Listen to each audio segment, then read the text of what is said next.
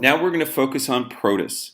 Protists, once the name of the kingdom, has now been divided into two separate kingdoms called Kingdom Protozoa and Kingdom Chromista. Protists are considered simple eukaryotes.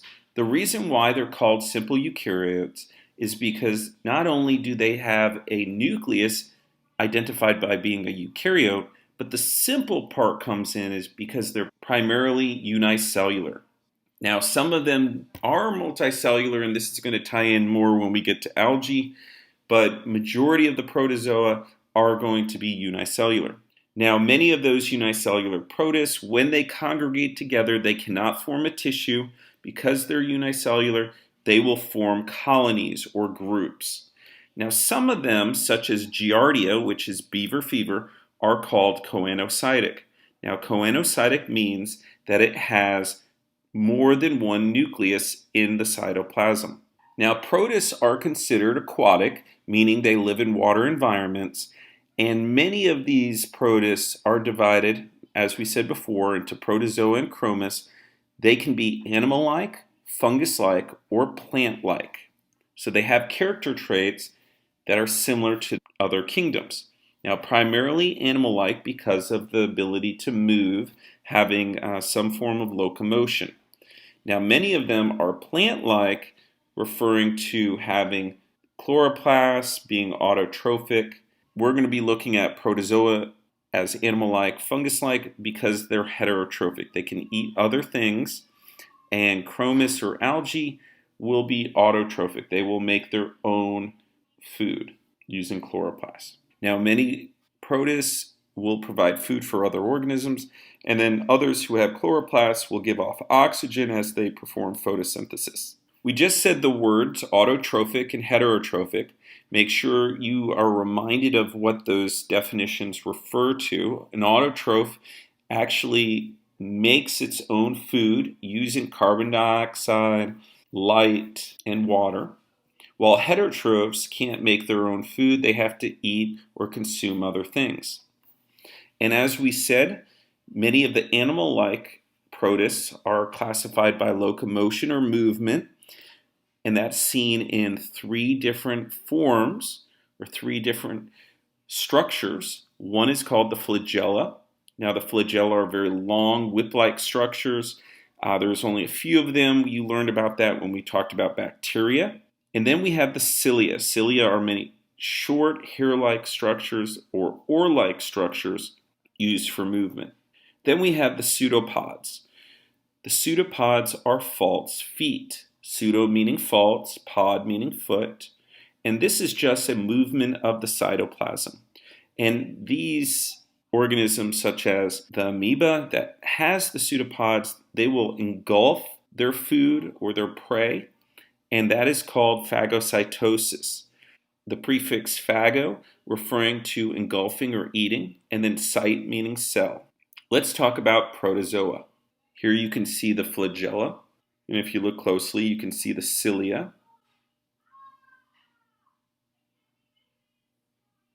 This is on a paramecium. And then here you can see the pseudopods, the movement of the cytoplasm of the amoeba. And you can see the tail end or the back portion is getting smaller. It's all being moved up. Okay, so from one part of the amoeba, it's being moved up. And as it surrounds, as the pseudopod surrounds its prey, that is called phagocytosis. You can see the Euglena has the flagella, the chloroplasts, and it squishes its body, a form of euglenoid movement. It also has an eye spot and a protective covering. Here's the paramecium. You can see the mouth area, which is called the gullet or oral groove. You can see all the little vacuoles inside it. And here's the amoeba, the movement of the cytoplasm. You can see some vacuoles, you can see the nucleus, you can see the pseudopods. Now, the first protozoa we're going to focus on are the flagellates. These are the protists, the protozoa that have flagella. Here is Giardia, Giardia lamblia. This is also known as beaver fever. You can see the two choanocytic nuclei. You can see the flagella. If you go to giantmicrobes.com, you can actually get little stuffed animal of beaver fever. Here's trypanosoma, which causes African sleeping sickness. It's found amongst the blood cells, the red blood cells. Some other flagellates include the euglenoids, the Euglena. Now, some scientists disagree and argue where the Euglena should be. Should it be in algae? Should it be in protozoa? Basically, they are photosynthetic. They can make their own food. I believe they can eat other things. They can be heterotrophs, okay, as well as make their own food. As we saw in the video, the Euglena can move not only with the flagella, but squishing its body, called euglenoid movement, and it can reproduce by binary fission.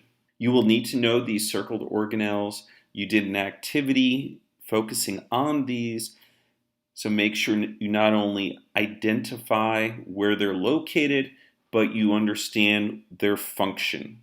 You were given a worksheet that has a list of all the organelles. Specifically, these are on the previous page, so make sure you're aware of the function. Now, the first protozoa we talked about were the flagellates. Now we're going to focus on the ciliates. So these have cilia. This is going to include the Paramecium. Now, the Paramecium specifically has two nuclei, a macro and micronucleus. The macronucleus contains metabolism, while the micronucleus contains genetic information. The micronucleus is going to be exchanged in sexual reproduction, and that process is called conjugation. You learned in bacteria a form of sexual reproduction with the pili was conjugation. The protists, specifically the Paramecium, will not use a pili. They will go gullet to gullet or mouth to mouth, and they will then exchange the micronuclei. But not only that, can they do sexual reproduction of conjugation, they can also perform binary fission and separate asexually. So two Paramecium can go side by side, have sexual reproduction occurring, then they can separate, and then they can go through asexual reproduction. These terms, again, you are responsible for to identify and describe.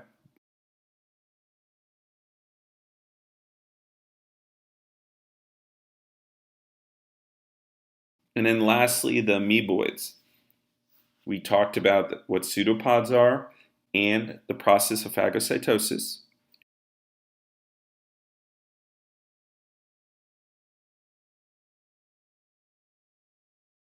And then we have fungus-like protozoa. Now, many times in many resources, they separate protists into animal-like, plant-like, and fungus-like. We're going to include the fungus-like in the protozoa because they are heterotrophs, and these heterotrophs are divided into slime molds and water molds or downy molds.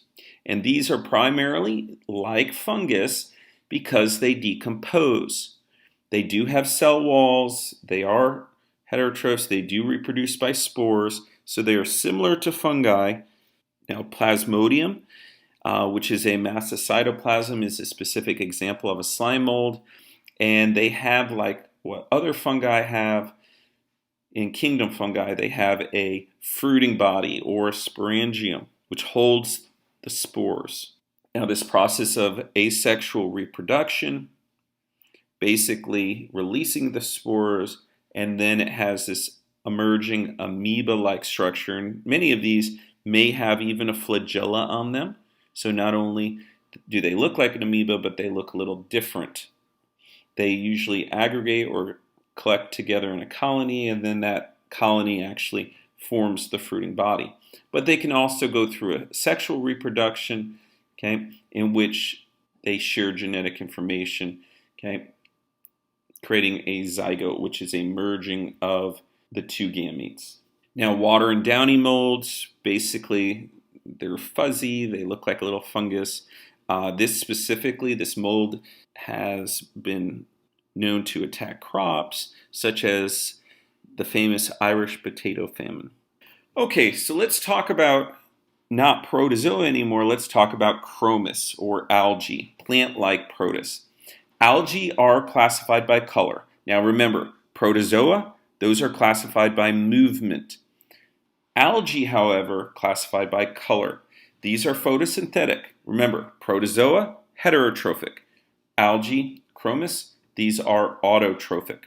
Now, many types of algae are multicellular. They look like plants, but others can be unicellular. And because these are unicellular, when they congregate together, they will form a colony, not a tissue. Here are 6 basic types that you need to be aware of.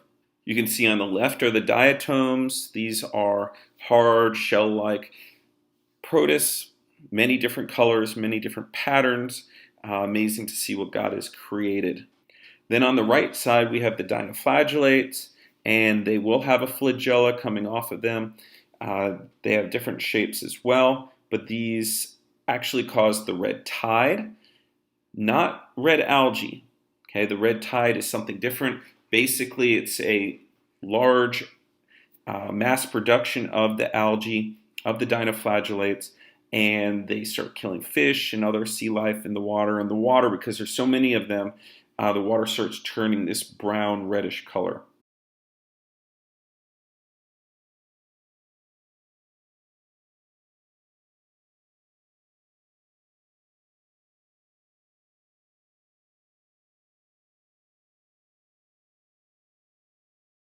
Then we have Rhodophyta, phyta referring to phylum. This is a phylum of red algae. And then we have Chlorophyta, phyta, phylum. So chloro means green, so this is a phylum of green algae. Some examples are Volvox and Spirogyra. At the bottom here is the unicellular colony of Volvox.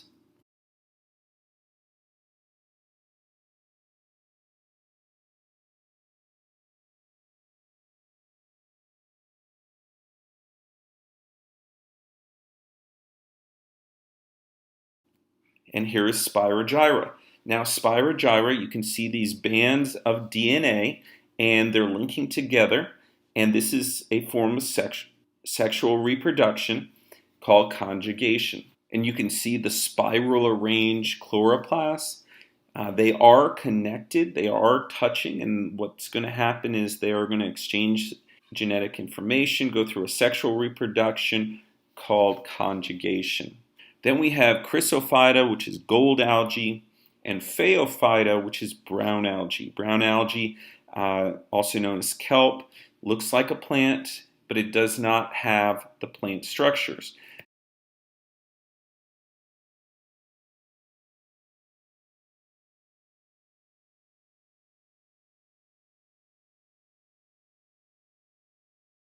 Or at least the names.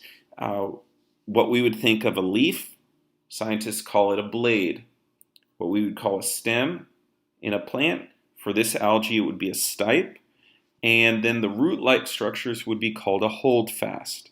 Now, as we talked about the red tide, as it has this large algal bloom or this mass production of this algae, it will cause something called eutrophication. This can happen in the lake or oceans. This is a depletion of oxygen. This can kill plants and animals and fish. And basically, not only as it's mass producing, but when it dies, it releases this toxin. So while it's decaying, it's releasing things which are harmful for the sea life or lake life. Now, you've probably heard of plankton. There are 2 types of plankton. The one we're going to focus on is the phytoplankton. This is going to be the microscopic protists. Now, zooplankton is primarily animals, such as jellyfish and arthropods, such as shrimp and so on. But what we're going to focus on here is phytoplankton for this chapter, because this is talking about protists. So basically you can see in the top picture the dinoflagellates, these little and diatoms. Now zooplankton are not chromis. This is just another type of plankton. So don't think that all plankton are protists. Zooplankton are animals. It's just a classification of ocean life plankton, specifically phytoplankton or zooplankton.